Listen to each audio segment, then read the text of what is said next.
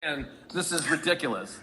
Yeah. I would say that what you're watching is not someone trying to get things right. It's a deluded, crazy guy who had made too many high altitude films, and he had a distorted view of the world. And what's valid about the movie is how does a guy like that see the world? That's all. You appreciate it for its flaws, or you It's accept not it for flaws. it. It's just he doesn't understand the world, but he tried.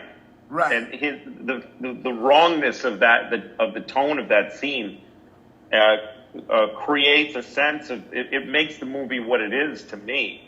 I go, what are these streets in New York City? And what part of the village I forget the names of the streets are really strange, like James Street or something. And it doesn't quite add up. And it's like a drunk, a person inside of a cell in a mental hospital telling you a story he doesn't even remember what the world looks like anymore. And that's just what it is. It's not good. I'm not saying it's a good movie. I'm saying he didn't get it wrong. It's consistent. Right. Okay, so I want to... No, sorry. People also, whores that fall asleep, that overdose on bathroom floors don't lie in these poses, with the perfect breast and these painted onto a bathroom floor from an overdose. It's weird. The whole movie's weird. It's era where women also enjoy it, That's why his distortion of reality is important, even though it didn't quite get there. And is that we know, but they don't.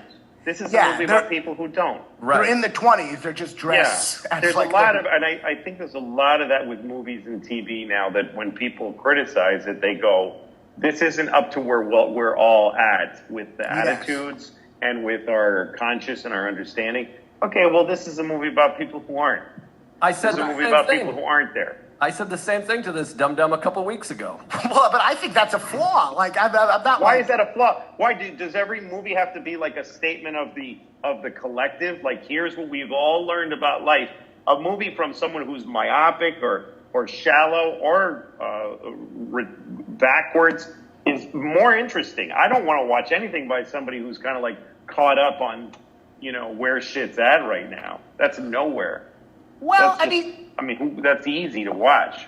I guess it is his movies are very, again, at the risk of sounding pretentious, his movies are just hard to digest. It's just I want to fast forward. Fuck. He does not follow your basic 3-act storytelling structure.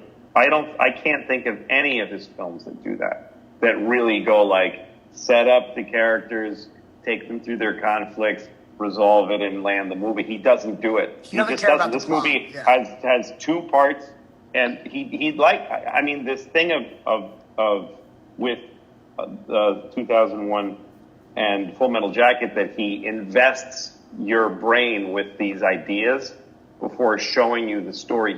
The story of 2001 is Hal 9000 and those 2 guys, but he invests it by showing you the dawn of man and showing you this interim thing.